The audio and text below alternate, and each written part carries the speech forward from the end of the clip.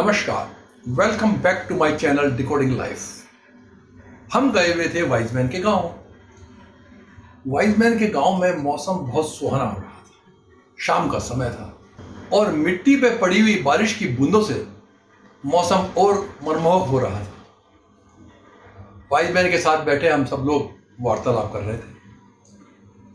वार्तालाप के दौरान एक व्यक्ति ने कहा कि अभी गुरु पूर्णिमा आने वाली है।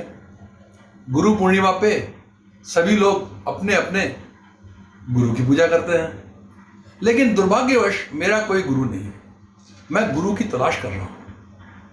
उसने वाइजमैन से कहा कि कृपया कर मुझे एक अच्छे गुरु या सदगुरु के गुणों के बारे में बताएं ताकि मैं उनकी तलाश पूर्ण करके उनके शरण में जा सकूं। वाइजमैन मुस्कुराए और बोले कि सबसे पहले तो तुम गुरु की तलाश करना ही बंद कर दो, और वो भी एक अच्छे गुरु की, सदगुरु की।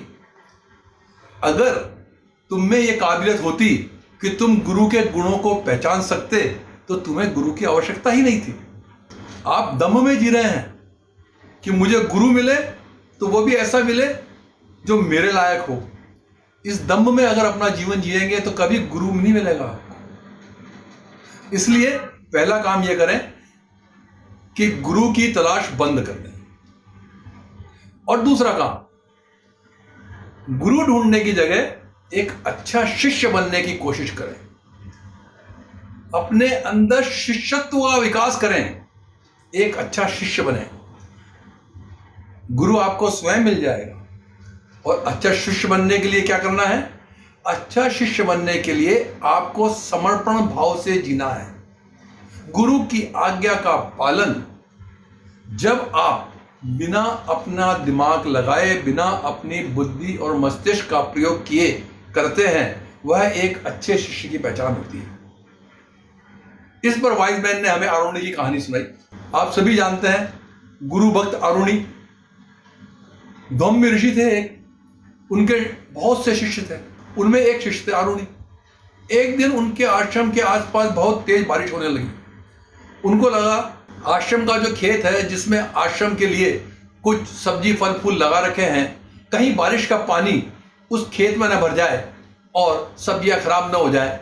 अतः धौम्य ऋषि ने आरुणि को आदेश दिया कि आरुणि जाओ, जाके देखो बारिश का पानी कहीं खेत में न भर जाए, खेत की मेड़ बांध दें ताकि अधिक पानी खेत में प्रवेश न करे। आरुणि फावड़ा लेके खेत की ओर चल गए। बारिश इतनी जोर की थी कि आरुणि द्वारा बांधे हुए बांध को तोड़ तोड़ के, उसके मेड़ को तोड़ तोड़ के पानी खेत में घुस रहा था। अब आरुणि को तो पालन करना था अपने गुरु की आज्ञा का, तो उसने देखा कि अगर इस तरह से पानी खेत में जाता रहेगा तो गुरु की आज्ञा का पालन नहीं होगा। अंत में उसने अपने शरीर को ही मेड़ बना के वहां पे लेट गया। यानी कि जो मेड़ का टूटा हुआ हिस्सा, जहां से बार बार पानी खेत में जा रहा था, वहां पर उसने अपना शरीर रख दिया और अपना आड़ा लेट गया। और उसके शरीर की वजह से वहां वह बांध बन गया और खेत में पानी जाना बंद हो गया। लेकिन नाले में पानी का प्रवाह था तो पानी चला जा रहा था। उसको ठंड लग रही थी, बारिश थी कि रुकने का नाम ले रही थी, लेकिन वह अपने गुरु द्वारा बताए गए कार्य को संपन्न करने के लिए तन मन से लगा हुआ था। रात बीत गई, सुबह हुई। सभी शिष्य गुरु जी की सेवा में हाजिर हुए, लेकिन आरुणि नहीं था। गुरु जी ने पूछा आरुणि कहाँ है? शिष्यों ने कहा उसे तो हमने सुबह से नहीं देखा। गुरु जी को याद आया कि आरुणि को तो शाम को मैंने खेतों की मेड़ बांधने के लिए भेजा था। उन्होंने पूछा कि क्या आरुणि रात को वापस नहीं आया? तो शिष्यों ने कहा हाँ गुरु जी, रात को भी आरुणि दिखाई नहीं दिया। गुरु जी व्यथित हो गए और अपने शिष्यों को साथ लेके आरुणि आरुणि चीखते हुए खेतों की ओर चल दिए। आरुणि ने लेटे लेटे आवाज लगाई, गुरु जी मैं यहां हूं। गुरु जी ने जाके देखा आरुणि वहां पे मेड़ के स्थान पे लेटा हुआ है ताकि खेत में पानी नहीं भरता। गुरु जी बड़े प्रसन्न हुए और अपने शिष्यों से कहा कि इसे कहते हैं गुरु की आज्ञा का पालन। उन्होंने आरुणि को उठा के गले लगा लिया और कहा कि शिष्य, आज से तुम्हें गुरु भक्ति के आदर्श के रूप में जाना जाएगा और तुम एक बहुत बड़े विद्वान ऋषि बनेंगे। बड़े होके वही बालक आरुणि उद्दालक ऋषि नाम से मशहूर हुआ। उद्दालक ऋषि, जैसा कि आप जानते हैं, हमने पहले जनक अष्टावक्र की कथा की थी। अष्टावक्र के नाना थे। उद्दालक ऋषि की पुत्री सुजाता जब गर्भ से थी जो बालक अष्टावक्र उनके गर्भ में था वह उनके घर में रह रही थी और रोज सुबह उद्दालक ऋषि के पाठ को सुनकर वह बालक ज्ञान को प्राप्त हो रहा था। एक दिन सुजाता के पति कहोड़ यानी कि अष्टावक्र के पिता वेद पाठ कर रहे थे, लेकिन उनके उच्चारण में दोष था।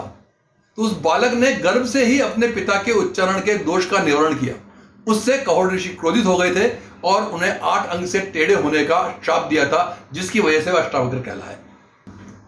यहां पे हम बात कर रहे हैं आरुणि की भक्ति की। वाइज मैन ने कहा कि आरुणि ने यह नहीं सोचा कि मैं ही क्यों, गुरुजी ने किसी और को यह काम क्यों नहीं बताया और मेरे बस में यह काम नहीं है तो वो काम छोड़ भी सकता था। लेकिन आरुणि ने अपने गुरु की आज्ञा का पूर्ण रूप से पालन किया।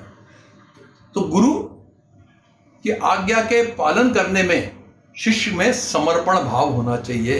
You must focus to be a good discipline, यानी एक अच्छा शिष्य बनने के लिए गुरु के गुण दोष नहीं देखे जाते हैं, गुरु की आज्ञा का समर्पण भाव से पालन किया जाता है। महाभारत में याद है आपको, आचार्य द्रोण के 2 शिष्य बहुत फेमस हुए, एक अर्जुन और एक दुर्योधन। अर्जुन समर्पण भाव से आचार्य द्रोण के शिष्य हुए और पूरे मनोयोग से उनकी आज्ञा का पालन किया और विश्व में उनका नाम हो। जबकि अहंकारवश दुर्योधन कभी भी उस स्थान को प्राप्त नहीं कर पाए जिस स्थान को अर्जुन ने प्राप्त किया। जब भी द्रोणाचार्य के शिष्यों का नाम आता है तो नंबर 1 पे अर्जुन का नाम आता है। दुर्योधन जो कि बराबर रूप से क्वालिफाइड थे, उतने ही सक्षम थे, लेकिन दुर्योधन को हम इसलिए याद नहीं करते कि वह आचार्य द्रोण के एक अच्छे शिष्य हैं। गुरु आपसे अपेक्षा नहीं करते, नहीं वो सम्मान चाहते हैं। गुरु सिर्फ शिष्य की भलाई चाहता है। शिष्य के उत्थान में ही गुरु अपना उत्थान देखता है। गुरु कभी अपने उत्थान के लिए, अपनी भलाई के लिए कोई कार्य नहीं करता है। इसलिए वाइजमैन कहते हैं कि गुरु की खोज छोड़िए, एक श्रेष्ठ शिष्य बनिए, अपने में समर्पण भाव लाके शिष्यत्व की ओर बढ़ेंगे तो आपको सद्गुरु अपने आप मिलेंगे। आपको सद्गुरु खोजने के लिए कहीं जाने की आवश्यकता नहीं पड़ेगी। आप सभी को व्यास पूर्णिमा यानी कि गुरु पूर्णिमा की हार्दिक शुभकामनाएं। ए बधाई। वाइजमैन के साथ अपनी मुलाकात अगले एपिसोड में पुनः होगी। तब तक के लिए नमस्कार।